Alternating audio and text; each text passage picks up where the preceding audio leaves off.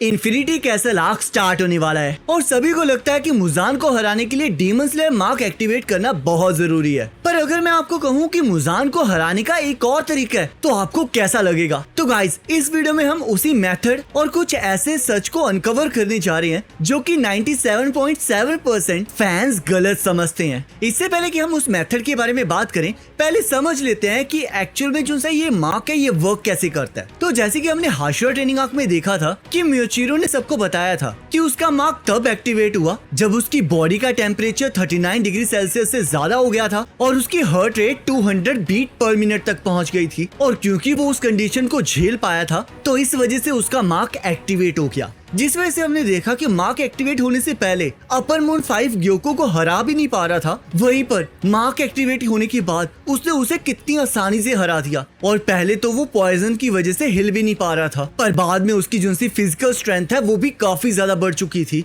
तो guys, actual में पता क्या होता है, जब डीमन स्लेयर मार्क एक्टिवेट होता है तब उस पर्सन की फिजिकल कैपेबिलिटीज एनहांस हो जाती है और उसकी रेजिस्टेंस भी काफी ज्यादा बढ़ जाती है। जिसका मतलब ये है कि जो उसका हर्ट है वो काफी ज्यादा ब्लड को बॉडी के अंदर सप्लाई करना स्टार्ट कर देता है और उसकी पॉइजन को सहने की कैपेबिलिटी भी इंक्रीज हो जाती है। और बॉडी के अंदर ऑक्सीजन की मात्रा ज्यादा होने के कारण जो उस पर्सन का फोकस होता है वो भी काफी ज्यादा बढ़ जाता है, जिस वजह से उसे ट्रांसपेरेंट वर्ल्ड का एक्सेस मिल जाता है और इसकी मदद से वो सामने वाले पर्सन की ब्लड स्ट्रीम्स और बोन स्ट्रक्चर को भी एनालाइज कर सकता है, जिससे कि डीमंस के वीक स्पॉट को फाइंड आउट करना काफी ज्यादा इजी हो जाता है। और यही सेम चीज हमने स्वॉर्ड्समिथ आर्क के एंडिंग में देखी थी, जहाँ पर तांजीरो अपर मून 4 हेंतेंगू की बॉडी को उसके दिल में फाइंड आउट कर लेता है और यही उसकी जीत का कारण बनता है। और इसके बाद आता है सबसे मेन चीज जिसके बिना किसी भी डीमन को हराना बहुत ज्यादा मुश्किल हो जाता है, वो है रेड नीचरिंग स्वॉर्ड। जैसे कि मैंने आपको पहले बताया कि जब भी किसी पर्सन के ऊपर डीमन स्लेयर मार्क आता है तो उसकी स्ट्रेंथ काफी ज्यादा बूस्ट हो जाती है और जब वो अपनी तलवार को काफी ज्यादा टाइटली होल्ड करता है तो उस फ्रिक्शन की मदद से वो जो सी नीचरिंग स्वॉर्ड है उसका टेम्परेचर इंक्रीज हो जाता है, जिससे कि वो जो सी स्वॉर्ड है वो रेड नीचरिंग स्वॉर्ड में कन्वर्ट हो जाती है। और रेड नीचरिंग स्वॉर्ड की स्पेशलिटी पता क्या है कि जब भी रेड नीचरिंग स्वॉर्ड से किसी भी डीमन के ऊपर हमला किया जाता है तो उस डीमन की हीलिंग प्रॉपर्टीज कम हो जाती है और उसे एक्सट्रीम पेन फील होता है। पर रेड नीचरिंग स्वॉर्ड को बनाने का एक और तरीका है, अगर दो डीमन स्लेयर मार्क वाले यूजर्स अपनी तलवारों को एक दूसरे के साथ टकराएंगे तब भी नीचरिंग स्वॉर्ड रेड नीचरिंग स्वॉर्ड में कन्वर्ट हो जाती है। और यही मेन चीज है जो कि डीमंस को हराने के लिए सबसे ज्यादा जरूरी है। पर गाइस, ये तो मेथड होगी जिसमें अगर यूजर के पास डीमन स्लेयर मार्क है तब वो कैसे अपनी नीचरिंग स्वॉर्ड को रेड नीचरिंग स्वॉर्ड में कन्वर्ट कर सकता है। पर गाइस, एक और ऐसा तरीका है जिससे कि कोई भी डीमन स्लेयर अपनी स्वॉर्ड को रेड नीचरिंग स्वॉर्ड में कन्वर्ट कर सकता है। और गाइस, वो तरीका है नेजुको की ब्लड डीमन आर्ट, जो कि हमने पहले भी देखी है। अगर आपको याद हो, सीजन 1 के अंदर जब तांजीरो लोअर मून 5 रुई के साथ लड़ रहा होता है तब वो पहली बार हिनोकामी कागुरा का यूज करता है, पर वो उसमें इतना ज्यादा मास्टर नहीं होता, जिस वजह से वो उस डीमन का सिर काट ही नहीं पा रहा होता। पर उस टाइम पे आपने देखा होगा कि नेजुको अपनी ब्लड डीमन आर्ट का यूज करती है और अगर आप ध्यान से देखोगे तो उस टाइम पे तांजीरो की तलवार के ऊपर नेजुको का थोड़ा ब्लड गिरता है, जिस वजह से उसकी जो सी तलवार है वो चमकने लग जाती है। गाइस, ये वही मोमेंट था जब तांजीरो की तलवार नीचरिंग स्वॉर्ड से रेड नीचरिंग स्वॉर्ड में कन्वर्ट हो चुकी थी और इसी वजह से तांजीरो आसानी से रुई का सिर काट पाया था। इसका मतलब ये है कि अगर किसी के पास डीमन स्लेयर मार्क नहीं भी है पर तब भी नेजुको की हेल्प से वो अपनी तलवार को नीचरिंग स्वॉर्ड से रेड नीचरिंग स्वॉर्ड में कन्वर्ट कर सकते हैं। बट अब माइंड में क्वेश्चन ये आता है कि उस टाइम पे तांजीरो ने इस चीज पर ध्यान क्यों नहीं दिया? क्योंकि अगर उसने इस चीज पर ध्यान दिया होता तो बाकी जितनी भी लड़ाइयां हुई हैं, जैसे कि आपको याद होगा मुगन ट्रेन के अंदर भी नेजुको, तांजीरो और बाकी सबके साथ ही थी। पर अगर तांजीरो ने मास्टर और बाकी सभी डीमन स्लेयर को इसके बारे में बताया होता तो मे बी रेंग्युको भी अभी जिंदा होता। तो इसके बारे में पहले डिस्कस कर लेते हैं। एक्चुअल में आपने देखा होगा कि जब तांजीरो रुई के ऊपर हमला कर रहा था तब उसकी तलवार ऑलरेडी टूट चुकी थी और ये हो सकता है कि जब नेजुको ने अपनी ब्लड डीमन आर्ट का यूज किया तब तांजीरो ने उस पर ध्यान ही ना दिया हो कि उसकी तलवार का रंग चेंज हो चुका है, क्योंकि उसका उस टाइम पर पूरा फोकस रुई के गले को काटने पर था। बट अगर बाई चांस तानजीरो इस चीज पर ध्यान देता तो मे बी चीजें बदल जाती। पर अब आपके दिमाग में एक ना और क्वेश्चन आ सकता है कि मान लिया कि नेजुको किसी भी नीचिंग स्वॉर्ड को रेड नीचिंग स्वॉर्ड में कन्वर्ट कर सकती है, पर वो फिर भी इन्फिनिटी कैसल के अंदर तो जा नहीं सकती थी, क्योंकि अगर इन्फिनिटी कैसल के अंदर वो चली जाती तो मुजान तो उसी के पीछे पड़ा था। तो गाइस इस क्वेश्चन का भी आंसर मैं आपको बता देता हूँ। गाइस आपको याद होगा कि जब हाशिरा ट्रेनिंग आर्क की एंडिंग में तमाओ ने मुजान के ऊपर हमला किया था, तो उसने अपनी ब्लड डीमन आर्ट से उस पर हमला नहीं किया था, बल्कि उसने उस पर्सन की ब्लड डीमन आर्ट का यूज किया था जिसे मुजान ने डीमन में तब कन्वर्ट किया था जब तानजीरो मुजान से सबसे पहले मिला था। तो इसका मतलब ये है कि अगर तमाओ को इसके बारे में पहले से पता होता तो शायद वो कोई ऐसा तरीका ढूंढ लेती जिससे कि बस नेजुको की ब्लड की हेल्प से सारे डीमन स्लेयर्स अपनी नीचिंग स्वॉर्ड को रेड नीचिंग स्वॉर्ड में कन्वर्ट कर पाते, जिससे कि बाकी सारे डीमंस को हराना भी काफी ज्यादा इजी हो जाता। क्योंकि आपको याद ही होगा हाशिरा ट्रेनिंग आर्क में हमें ये भी बताया गया है कि मार्क क्या कर सकता है इसके बारे में किसी को भी नहीं पता था, पर अगर उन्हें पता होता कि नीचिंग स्वॉर्ड को रेड नीचिंग स्वॉर्ड में कन्वर्ट करके डीमंस को आसानी से हराया जा सकता है तो चीजें काफी ज्यादा बदल सकती थी। पर यहाँ पर ना एक क्वेश्चन खड़ा होता है कि मान लिया तानजीरो को इसके बारे में नहीं पता चला, पर मास्टर जिन्हें ये पता लग गया कि तानजीरो मुजान से मिला था, तानजीरो के पास डीमन स्लेयर मार्क है, नेजुको एक डीमन है और यहाँ तक कि तमाओ कहाँ पर है, अगर उन्हें इन सभी चीजों के बारे में पता था तो आखिरकार उन्हें ये कैसे नहीं पता लगा कि नीचिंग स्वॉर्ड को रेड नीचिंग स्वॉर्ड में कन्वर्ट करके डीमंस को मारा जा सकता है, क्योंकि इसके बारे में ना एनीमे में ना ही मांगा में कुछ लिखा गया है। और ऊपर से नेजुको की पावर तो कितनी ज्यादा थी, जैसे कि हमने एंटरटेनमेंट डिस्ट्रिक्ट में भी देखा था कि जब नेजुको आउट ऑफ कंट्रोल हो गई थी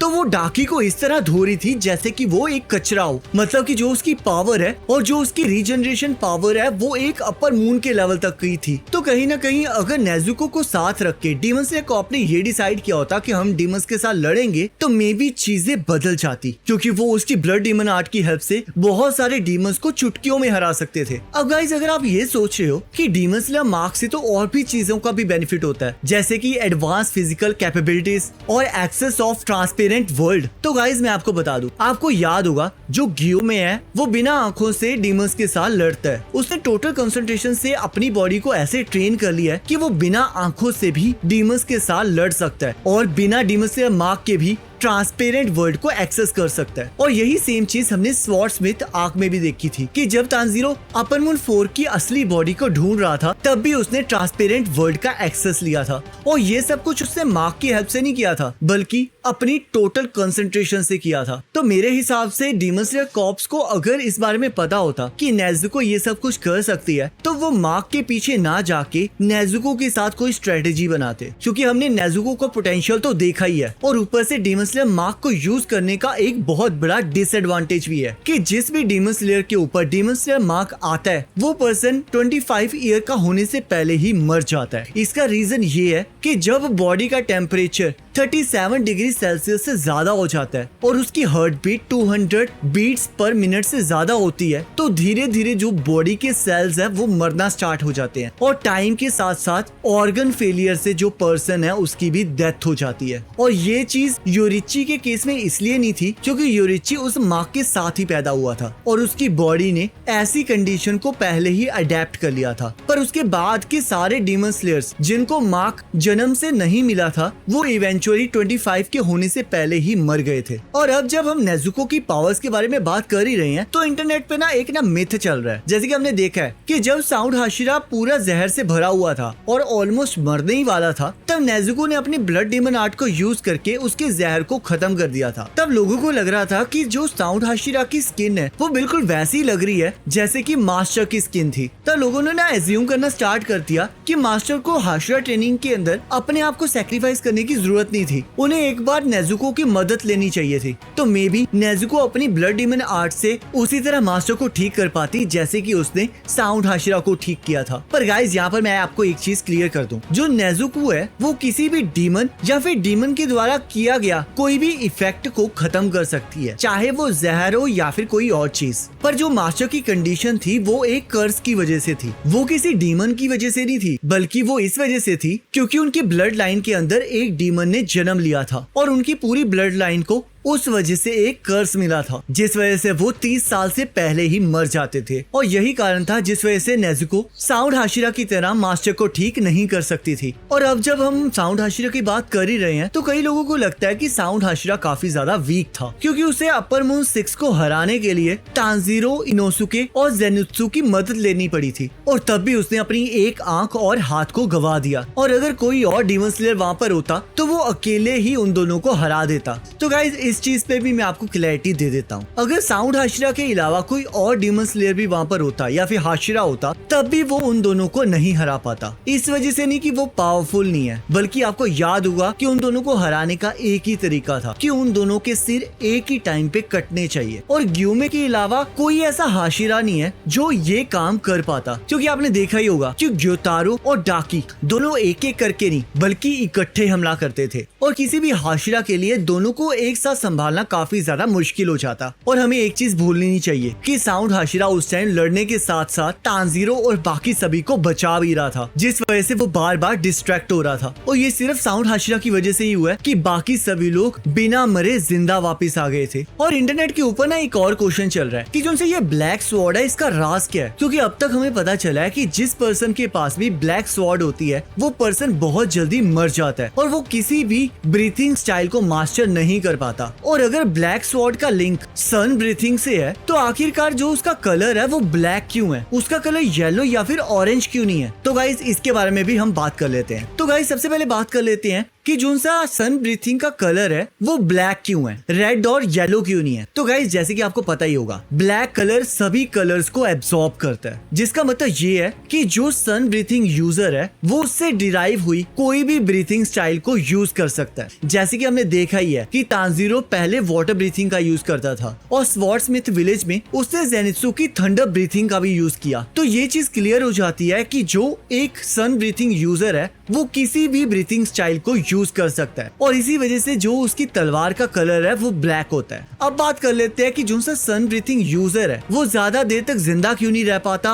और बाकी सारी जो सी ब्रीथिंग स्टाइल्स हैं या फिर किसी भी ब्रीथिंग स्टाइल को मास्टर क्यों नहीं कर पाता। तो गाइस जो सी सन ब्रीथिंग है, जैसे कि आपको पता ही होगा, सन ब्रीथिंग काफी ज्यादा रेयर है। योरिची के अलावा सिर्फ तांजीरो ही है जो कि इस स्टाइल को यूज कर पा रहा है। और हमने एनिमे के अंदर ये भी देखा है कि तांजीरो के जो से फादर थे वो हिनोकामी कागुरा को काफी अच्छे से परफॉर्म कर पाते थे, पर उनकी तबीयत खराब होने के कारण वो इवेंचुअली एक दिन मर जाते हैं। तो हो सकता है कि जो सा हिनोकामी कागुरा है ये सिर्फ एक डांस नहीं है या फिर एक ब्रीथिंग स्टाइल नहीं है, ये एक पावर है जिसे बहुत कम लोग हैंडल कर पाते हैं। और यही वो कारण है जिस वजह से सन ब्रीथिंग यूजर ज्यादा देर तक जिंदा नहीं रह पाते, क्योंकि सन ब्रीथिंग को हैंडल करने के लिए बॉडी के अंदर बहुत ज्यादा स्ट्रेंथ होनी चाहिए। और हमने देखा है जब तांजीरो सबसे पहले हिनोकामी कागुरा का यूज करता है तो वो उसे अच्छे से परफॉर्म नहीं कर पाता, और इसी वजह से वो वाटर ब्रीथिंग को भी मास्टर नहीं कर पा रहा होता। पर हाशिरा ट्रेनिंग के बाद तांजीरो काफी ज्यादा इवॉल्व हो चुका है, तो मे बी अब वो हिनोकामी कागुरा को अच्छे से हैंडल कर सकता है। और लास्ट में ना एक फन फैक्ट के बारे में बात कर लेते हैं। मैं ना ये देख रहा था कि जो मास्टर उबुशाकी हैं उनकी पूरी फैमिली को ये कर्स मिला होता है कि उनकी फैमिली का कोई भी मेंबर ज्यादा देर तक जिंदा नहीं रह पाएगा। पर डीमन स्लेयर के जो से ऑथर है उन्होंने एक ना फैन बुक निकाली है जिसमें उन्होंने एक ना बड़ी अजीब चीज लिखी है कि जो उबुशाकी फैमिली की लड़की हैं कि अगर वो 13 साल से पहले शादी करके अपने सरनेम को चेंज कर लेती हैं तो वो इस कर्ज से आजाद हो सकती हैं। और अगर टेक्निकली देखा जाए तो अगर लड़के भी 13 साल से पहले शादी करके अपना सरनेम चेंज कर दें तो क्या उनका कर्ज भी खत्म हो जाएगा? क्योंकि अगर उनकी ब्लड के अंदर वो कर्ज है, मतलब कि एक तरह का वो वायरस है,